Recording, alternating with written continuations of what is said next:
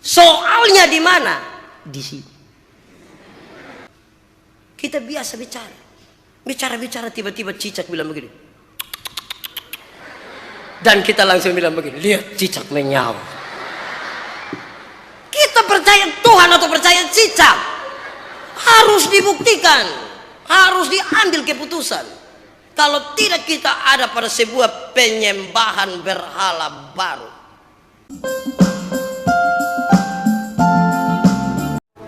Shalom. Sekali lagi shalom.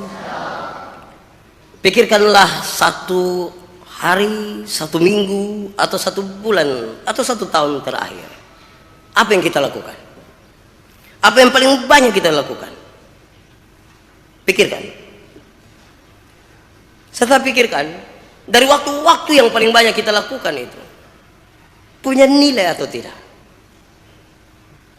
Seberapa besar pengaruhnya dalam hidup ini? Kalau ternyata kita renungkan dan bahwa kita temukan ada banyak waktu yang kita pakai dan tanpa nilai dalam hidup ini, sebaiknya berhenti sekarang. Kenapa? Makin banyak waktu yang kita pakai dan melakukannya tanpa nilai, maka kita akan cenderung rusak dan tidak berarti, dihancurkan malah oleh kebiasaan yang tanpa nilai. Seorang sahabat menulis kepada saya cerita. Ada yang datang kepadanya. Lu sudah dengar ku sonde? Lantas dia bilang begini, tunggu. Mau cerita apa ya? Apakah cerita itu menyangkut saya? Tidak. Oke. Apakah cerita itu baik atau buruk? Dia bilang buruk, tapi tidak menyangkut Anda. Ya. Lu yakin? Saya sendiri juga tidak yakin, tapi karena itu saya mau cerita. Baik. Sebentar pengaruhnya ke saya ada? Tidak. Tapi sebagai teman kita harus cerita. Lantas dia ambil kesimpulan. Kalau begitu lebih baik tidak usah cerita. Kenapa? Satu, cerita itu tidak menyangkut saya. Kedua, Anda sendiri tidak yakin. Ketiga, tidak ada efek ke saya. Lalu kenapa cerita ke saya? Buang-buang waktu. Kalau begitu, tidak pas bagi orang-orang yang duduk omong-omong orang. Karena tidak menyangkut dia, tidak ada efek ke dia, dan juga tidak ada sesuatu yang apalagi dia tidak pasti. Untuk apa diceritakan? Kenapa kemudian ini saya mulai sebagai pengantar dari khotbah ini? Karena itulah yang terjadi dengan bangsa Israel waktu itu. Israel sementara berada dalam kemapanan, betul. Supaya sebentar kita renungkan bahwa kalau saudara sementara ada dalam rasa yang enak sekali sekarang, saudara merasa nyaman sekarang, atau kalau saudara merasa tidak nyaman sekarang, saudara susah sekarang, pastikan bahwa semua yang dilakukan karena senang atau karena susah itu punya nilai dalam hidup ini. Kalau tanpa nilai, sekali lagi saya ingin katakan, berhenti buang-buang waktu. Bangsa Israel ketika Amos bernubuat itu kurang lebih pertengahan abad ke-8 sebelum Yesus. Israel sementara pada puncak-puncak keberhasilannya. Dia sementara ada pada puncak perluasan wilayah kekuasaannya. Luar biasa. Banyak orang ketakutan melihat kebesaran Israel. Israel sementara berada dalam sebuah stabilitas politik yang sangat baik. Sangat baik dibanding dengan daerah-daerah di sekitarnya. Dia punya sebuah kemakmuran nasional yang luar biasa. Makmur. Keadaan yang baik inilah yang justru kemudian membuat dia melupakan Tuhan. Dan Amos muncul pada saat itu untuk menyatakan beberapa hal. Paling tidak ada 2 hal. Amos ingin menyatakan kepadanya bahwa Israel Kalau engkau terus ada dalam kenyamananmu dan engkau sudah tidak lagi mengingat akan Tuhan, memakai waktu-waktumu untuk hal yang tidak punya nilai sekali dalam perjalananmu dengan Tuhan, maka sedikit lagi kekuatanmu hilang, sedikit lagi lenyap segala keangkuhanmu. Pasukanmu yang pergi berperang 1000 orang nanti tinggal 100, hanya 1/10. Yang pergi dengan 100 akan hanya tinggal 10, tidak banyak. Dan engkau akan rusak total. Ini yang dia mau katakan. Yang berikut, Amos ingin mengatakan kepada mereka, berhentilah pergi ke Betel, ke Gilgal, ke Berseba di sana. Apa hubungannya dengan cerita Israel? Betel, Gilgal, dan Berseba. Sesungguhnya cerita awal mengatakan bahwa ini sebuah tempat penyembahan bagi bangsa Israel. Cerita awalnya begitu kuat, sejarahnya begitu kuat ada. Yaitu Betel itu tidak pernah hilang dari ingatan Israel, bahwa di tempat itulah Yakub dalam pelariannya karena Esau, dia tidur di situ. Ada tangga yang menghubungkan dirinya dengan surga, dan malaikat naik turun di situ. Tempat itu dijadikan Betel. Gilgal.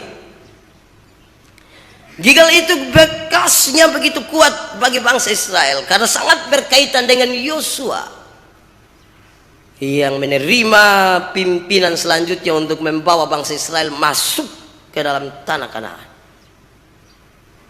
Dan Berseba yang sangat kuat melekat dalam pikiran Israel bahwa sumur itu digali langsung oleh Abraham dan Ishak. Tapi apa yang terjadi bagi tiga bangsa ini, tiga tempat ini?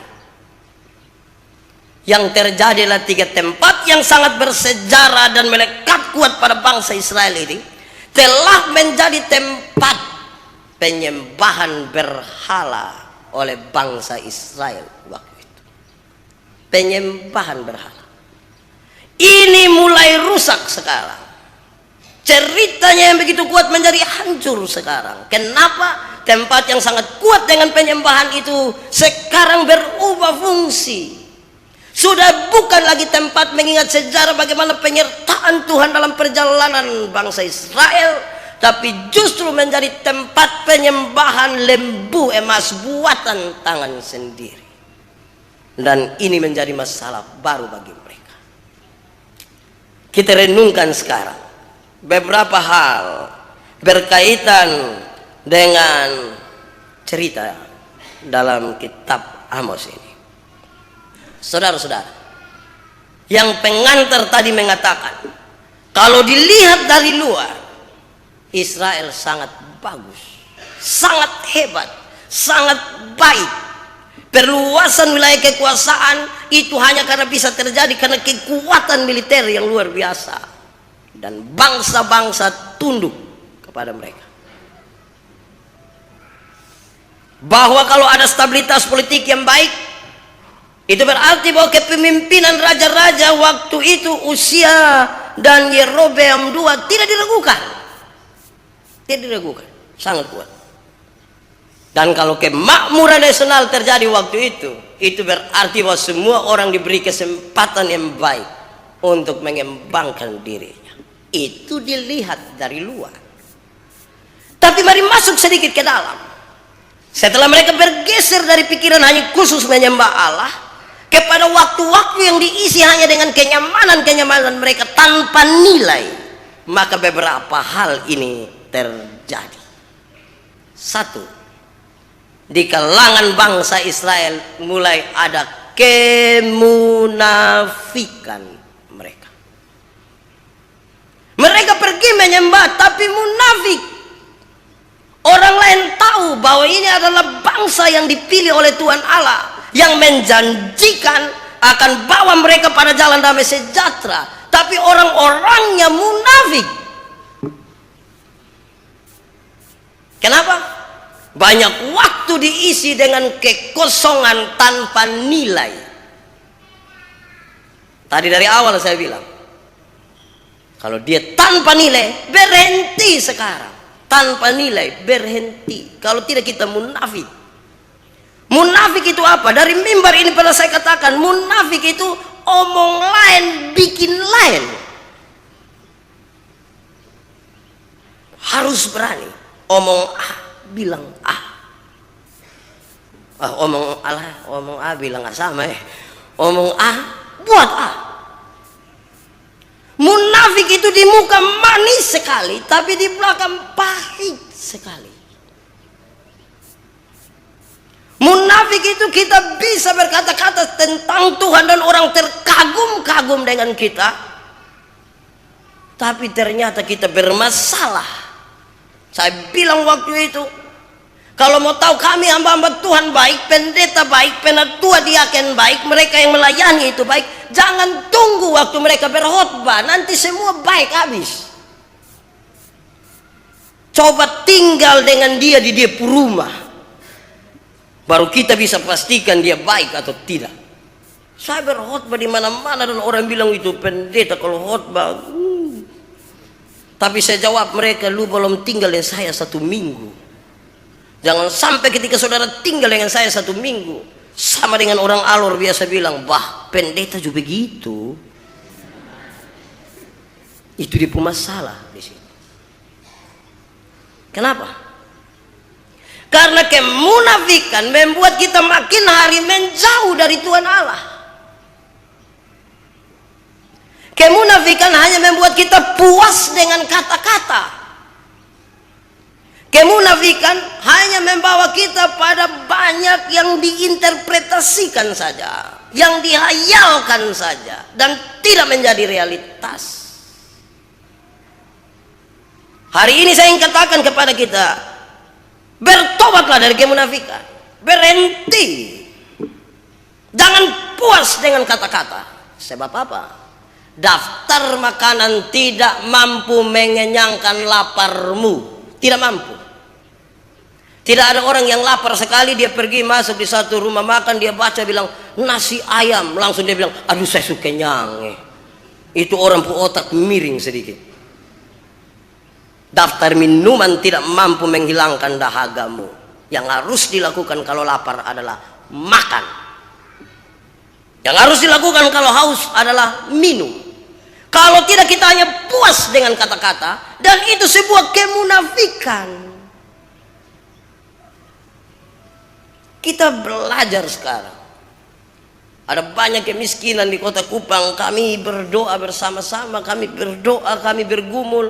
Bahkan di menara doa itu 24 jam berdoa, tidak berhenti. Tapi kemudian itu menjadi bagian siapa? Itu menjadi tenaga siapa, waktu siapa, uang siapa. Tidak cukup beribadah, tidak cukup. Harus ada sesuatu yang jauh lebih dari sekedar kata-kata. Sebab apa? Kalau hanya omong, burung beo juga bisa. Dan kita harus lebih dari itu. Kedua, makin masuk ke dalam keadaan Israel waktu itu, ternyata mereka bukan saja munafik. Mereka ada pada sebuah penyembahan berhala yang luar biasa. Penyembahan berhala. Saya ingin mengantar kita untuk merenungkan, kenapa orang mau sembah berhala? Kenapa orang mau sembah berhala? Ini barang dia cipta sendiri, terus dia sembah barang yang dia cipta. Kenapa? Jawabannya sederhana. 1, kemungkinan besar bodoh. Kemungkinan besar bodoh. Masa cipta sendiri dia sembah sendiri? Bodoh. Harusnya tidak begitu. Harusnya tidak begitu. Tapi kenapa? Karena bodoh. Alkitab menyatakan 2 hal yang berbeda. Tidak tahu, bodoh. Tidak tahu dan bodoh itu bedanya jauh. Beda jauh sekali. Tidak tahu ialah tidak pernah dikasih tahu. Jadi jangan marah karena tidak pernah dikasih tahu. kalau salah. Tapi bodoh ialah kasih tahu dia pun model begitu terus. Dan itu yang dia pun nama bodoh. Bangsa Israel, apa yang tidak disampaikan? Jangan ada padamu Allah lain di hadapanku. Itu diucapkan terus menerus dari waktu ke waktu, dari keturunan ke keturunan, dari zaman ke zaman, ditulis pada pintu-pintu rumah mereka. Tapi masih sembah berhala juga. Otak taruh di mana? Bodoh, bukan tidak tahu. Inilah yang membuat mereka kemudian mengalami kehancuran. Saya ingin katakan bagi kita hari ini bahwa bangsa Israel dibuang ke Babel bukan karena Tuhan mau sesungguhnya. Mereka yang mau sendiri. Kenapa mereka menjauh dari Tuhan? Resikonya adalah mereka mengalami sesuatu di Babel. Ini yang masalah. Pak Pendeta, saya tidak begitu. Yang betul. Kenapa? Sekarang saya tanya. Kalau tangan kiri gatal artinya? Kalau tangan kiri gatal artinya tidak susah jawabnya. Kalau tangan kiri gatal artinya mau bikin capek tangan kanan, mau karu. Masa kalau tangan kiri gatal artinya mau dapat uang atau kas keluar uang? Hubungannya di mana? Berarti orang yang kudis itu dia akan lebih banyak dapat uang tiap hari. Tidak bisa. Dalam satu bulan Desember, masuk minggu-minggu awal mau masuk minggu kedua, hujan belum turun. Saya bilang kepada beberapa jemaat ketika saya masih melayani di pedalaman timur, saya bilang begini, hujan belum turun mereka dengan pasti sekali bilang begini, banyak proyek Pak. Saya agak heran, saya bilang begini, apa hubungannya hujan dan proyek? Terus mereka dengan yakin sekali mengatakan, dorang tutup hujan Pak. Luar biasa, dorang tutup hujan.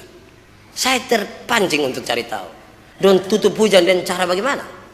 Mungkin di tiap tempat beda-beda, tapi di tempat itu katanya supaya hujan tidak turun kalau orang lagi kerja, permisi, ambil pakaian dalam terus buang di atas rumah. Saya bilang luar biasa. Satu saat pas acara nikah, acara ini tiba-tiba hujan turun, lebat sekali. Semua orang pusing, mau duduk di mana, buat bagaimana. Semua orang pusing. Dalam pusing itu saya panggil koster, saya bilang koster, tolong panggil yang nama ini, suruh datang. Mereka datang, saya bilang begini, buka kamu pempekian sudah, lain pi ambil di rumah itu tidak apa-apa. Coba buang kok, saya lihat ini hujan berhenti. Coba buang. Ternyata tidak berhenti juga. Soalnya di mana? Di sini. Di sini dia pun soal. Masa celana dalam kas berhenti hujan? Sama dengan kita tidak percaya lagi Tuhan menciptakan segala sesuatu. Untung itu tidak ada di agape. Sebab kalau ada itu masalah besar sekali. Kita sementara berjalan keluar dari apa yang Tuhan mau. Kita keluar dari jalan. Kita biasa bicara tiba-tiba cicak bilang begini. Dan kita langsung bilang begini, lihat cicak menyaut. Kita percaya Tuhan atau percaya cicak? Harus dibuktikan, harus diambil keputusan. Kalau tidak kita ada pada sebuah penyembahan berhala baru. Penyembahan berhala dengan cara yang baru. Sudah tidak lagi berdiri di itu patung-patung dan itu lembu emas untuk menyembah. Tapi kita lagi sementara masalah. Di mana? Di sini dia pun soal. Saudara, memang serius. Tapi kita tambah satu, bahwa setelah manusia jatuh dalam dosa, maka orang bahkan membuat berhala baru dalam dia hidup. Saya berkhotbah di mana-mana, tadi malam kami KKRD Stikes, bahwa ketika tubuh ini jatuh dalam dosa, ternyata kita berhalakan bagian-bagian tubuh tertentu. Kok bisa begitu? Iya. Ikuti semua iklan di televisi yang mengenai kecantikan kulit. Produk-produknya hampir-hampir mengarahkan kita untuk paham bahwa ternyata kalau kulit putih pasti lebih baik dari kulit hitam. Maka yang hitam gelisah dalam banyak hal. Ketika lihat orang kulit putih berdiri di sini, dia hanya, kapan saya pun? Kenapa? Pikiran kita membawa kita untuk menangkap sesuatu yang kemudian kita berhalakan seolah-olah kalau kulit putih lebih baik dari kulit hitam. Seolah-olah rambut lurus akan lebih baik dari rambut keriting. Saya melayani di satu tempat, kami mau ikut Pesparawi. Saya latih mereka paduan suara. Tidak tahu jelas kok tidak, tapi saya latih supaya memperbaiki kemampuan olah vokal dan mereka punya ekspresi. Saya syuting satu-satu, terus duduk semua kita putar di televisi. Saudara tahu apa reaksi mereka? Pas dia muka keluar di TV, dia bilang begini, rasa tidak. Lihat teman sebelahnya, dia bilang, itu. Kenapa? Jawabannya sederhana. Dia punya pikiran telah diberhalakan, seolah-olah yang boleh muncul di televisi hanya orang lain dan bukan dia. Hanya orang lain dan bukan dia. Masalah. Saya melayani di beberapa tempat. Saya bilang kepada jemaat, jangan kasih saya biskuit. Bapak mau apa? Kasih pisang, kasih ubi, kasih jagung, kasih kelapa, biar saya makan kalau pergi ke rumah. Karena Bapak orang timur kok? Bukan. Tapi jangan kasih saya biskuit. Kenapa? Saya tidak enak. Tidak enak apa? Masalahnya ketika biskuit itu ditaruh di belakang kayak pintu tuh, anak-anak semua berdiri.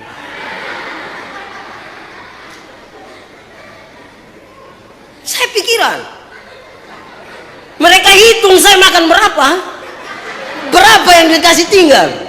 Lama-lama mereka baku bunuh gara-gara biskuit. Maka biarkan ubi. Kalau tidak biskuit jadi berhala baru dalam rumah nanti. Biar ubi supaya di belakang dia dapat satu pokor, di muka saya dapat satu piring. Tidak jadi masalah. Yang penting gitu.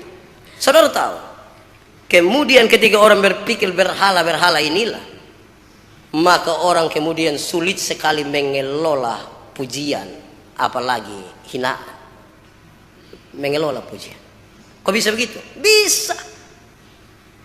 Misalnya, kalau satu saat saya berhadapan muka dengan Kak Milky, terus saya bilang begini, karena Kak Milky hidung mancung, jadi saya bilang begini, Kak Milky hidung mancung. Oh. Lihat reaksi Kak Milky. Ada kemungkinan dia akan telinga merah, muka merah dan malu. Kenapa? Kalau dipuji saja kita tidak mampu mengelola pujian itu dengan baik. Apalagi kalau saya bilang, Kamilki, karena mana sampai lupa muka hidung semua tuh. Itu lebih parah. Karena dianggap hinaan. Dianggap. Saya dihina pun saya biasa. Pak, papu hidung itu. Ya biar. Saya begini-begini anak dua. Lu? Kenapa? Kalau tidak kita makin hari makin terjerumus ke dalam berhala berat. Sembah mungkin tidak. Perilaku kita memberhalakan sesuatu. Kenapa sekarang? Kenapa orang sembah berhala? Kenapa? Selera. Dia sembah berhala karena selera. Selera. Selera itu begitu serius dalam perjalanan bergereja. Sebab kita datang dengan selera masing-masing. Maka yang dianggap benar kalau pas dengan seleranya. Tapi bergereja bukan soal selera. Gereja soal tanggung jawab. Gereja soal bagaimana nama Tuhan dipermuliakan, bukan persoalan selera. Sebab kalau persoalan selera yang kita kedepankan di situ, yang suka makan daging ayam akan bilang daging anjing tidak enak. Dan yang makan daging anjing dia bilang daging ayam tuh tidak enak. Kenapa? Soal selera. Kadang-kadang selera membuat kita menaruh Tuhan di belakang dari kebutuhan kita. Menaruh. Kenapa? Banyak orang lebih suka orangnya daripada Tuhannya.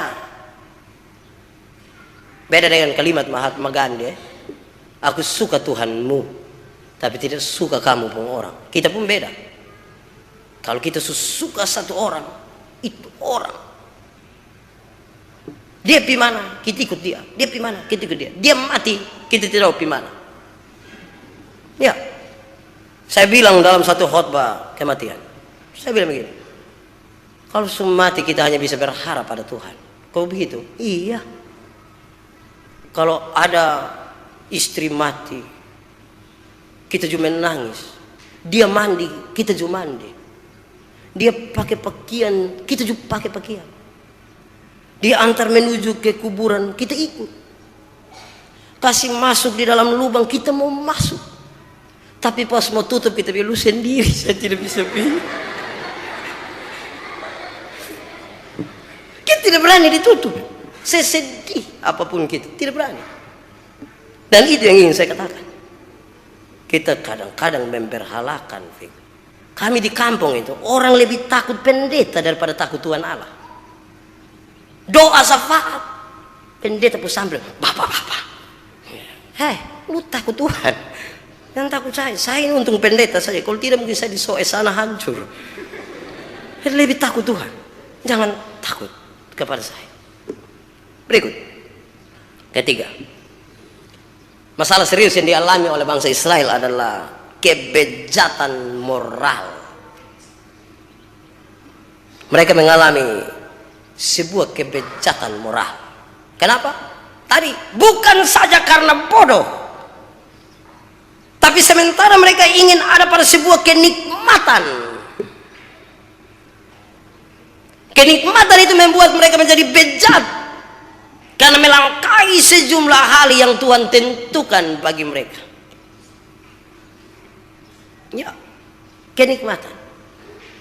Kenikmatan itu enak. Kenyamanan itu enak. Dan kita tidak mau diganggu karena semua itu.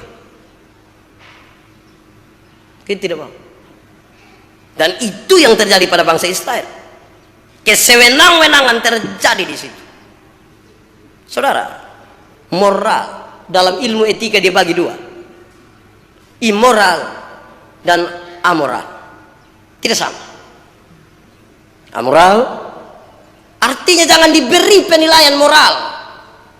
Misalnya, kalau ketemu orang ada celana compang-camping, gondrong, pakai itu barang di sini, laki-laki sambil berdiri begini, jangan langsung bilang dia orang tidak baik, karena dia tidak boleh diberi penilaian moral. Belum tentu dia tidak baik. Sebab ada juga yang bisa lebih bagus, tapi dengan moral yang buruk. Immoral barulah diberi muatan penilaian moral, barulah diberi supaya kita proporsional. Baik itu baik dan tidak baik itu tidak baik. Kalau tidak, kita juga bermasalah secara moral. Saya bilang di mana-mana bahwa bangsa Israel ketika mengalami pembuangan, mereka mengalami 3 persoalan serius. 1, secara nasional mereka tidak punya pemimpin, tidak punya. Semua orang tidak suka dijajah, tapi siapa mau pimpin siapa? Yang kedua, secara ekonomi mereka tidak punya ekonomi yang baik. Bekerja dari pagi sampai malam hanya sebagai budak, tidak ada simpanan. Yang ketiga, setelah Bait Allah di Yerusalem dihancurkan, sudah tidak ada lagi tempat bagi mereka untuk belajar etika dan moral. Tapi kalau kita baca seruan para nabi, mereka mengatakan begini, pulanglah ke Yerusalem, Pulanglah ke Yerusalem. Tapi sampai di Yerusalem jangan dulu pilih siapa pemimpinmu. Jangan dulu urus ekonomimu. Tapi bangun dahulu bait Allah. Bangun dahulu bait Allah. Tempat di mana engkau belajar etika dan moral. Bangun dahulu itu.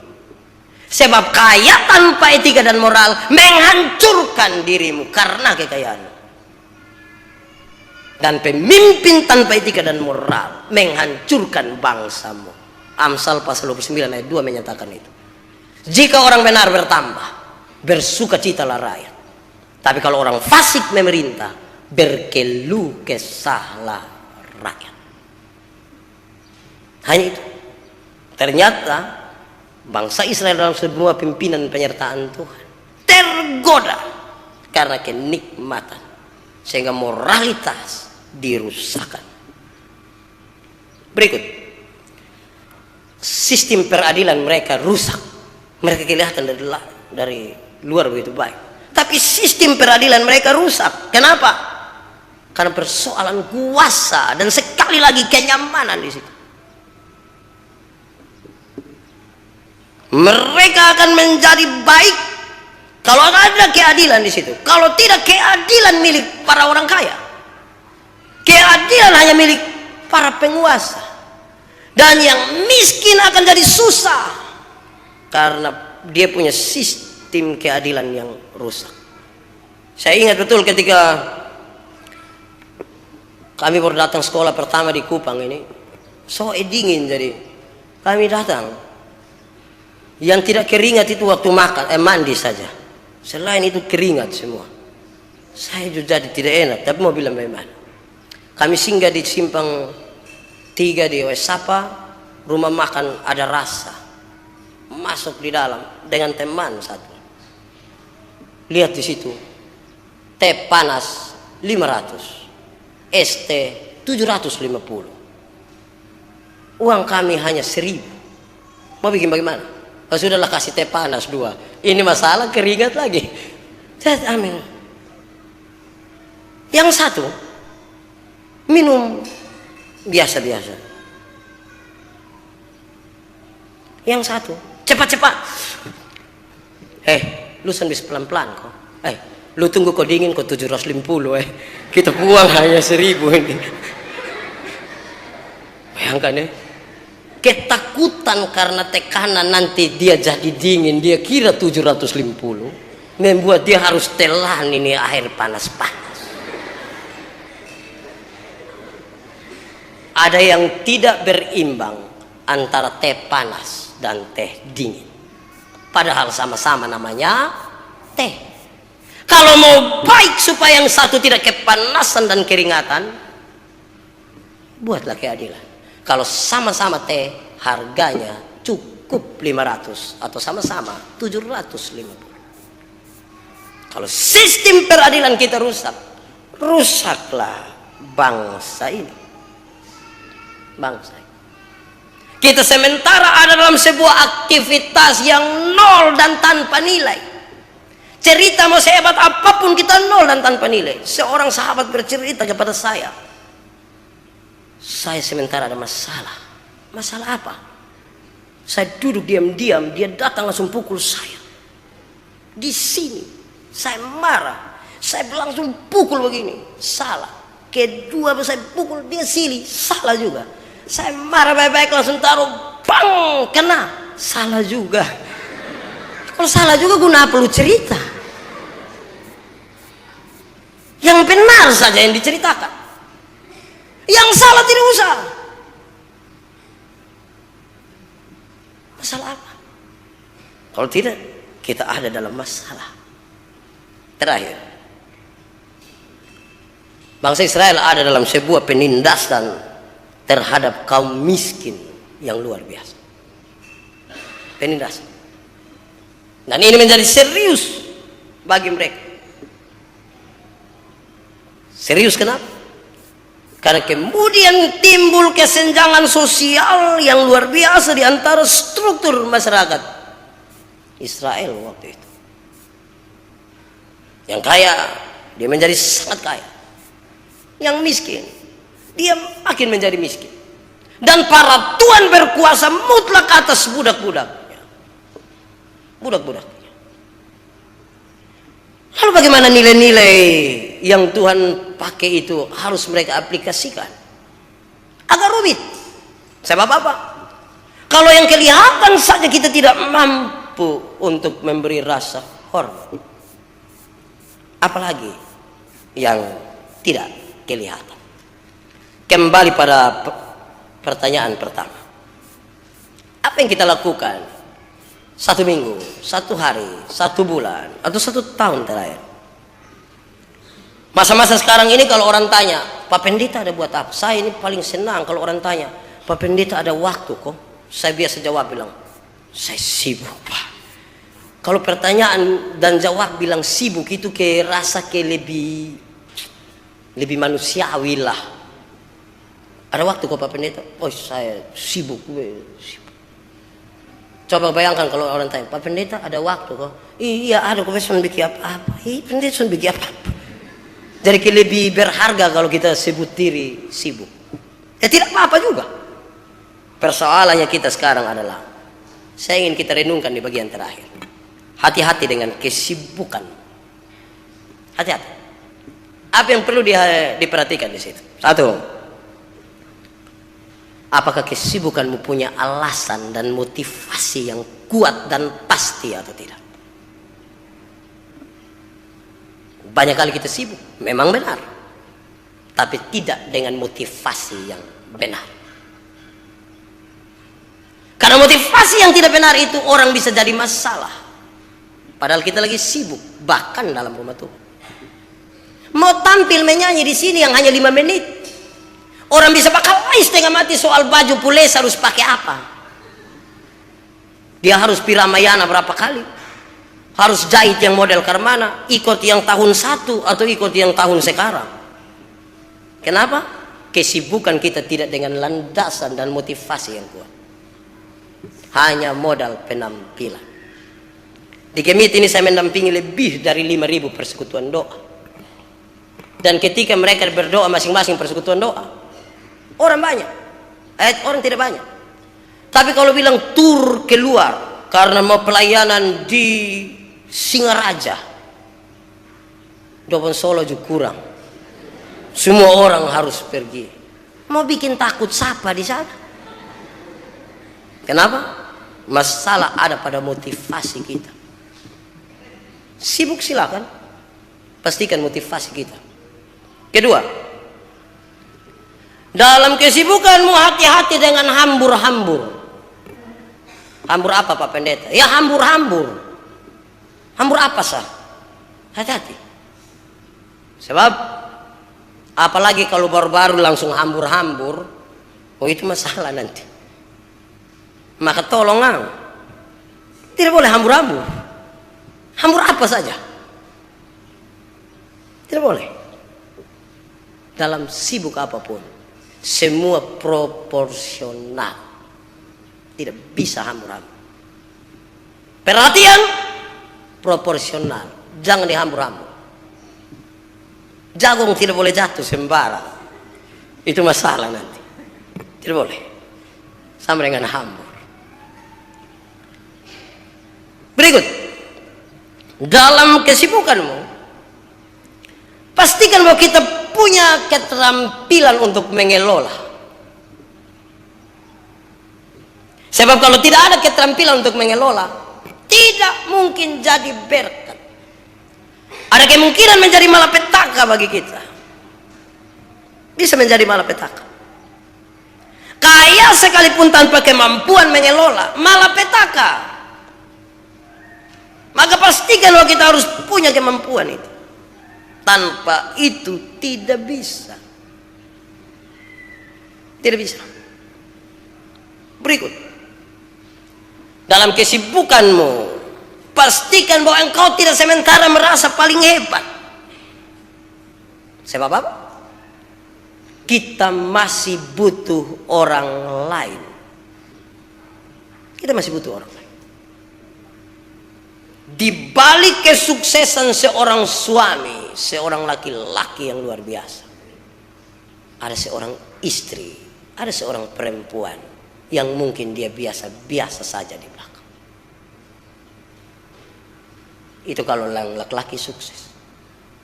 Tapi kalau dibalik kesuksesan seorang perempuan, hati-hati dan dia suami. Bisa ada kemungkinan ada 2 orang, 3 orang perempuan di belakang suaminya. Hati-hati. Terus yang paling terakhir dalam kaitan itu semua,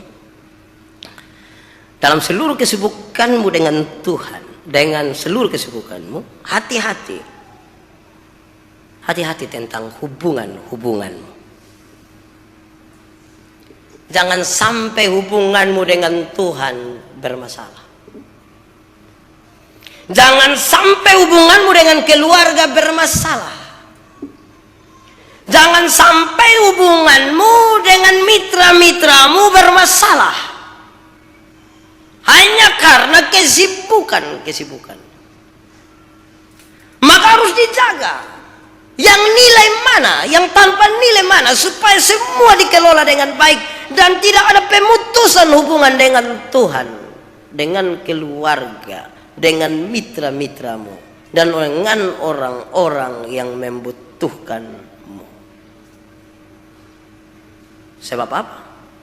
Mau sampai kepada kemapanan, orang butuh sibuk.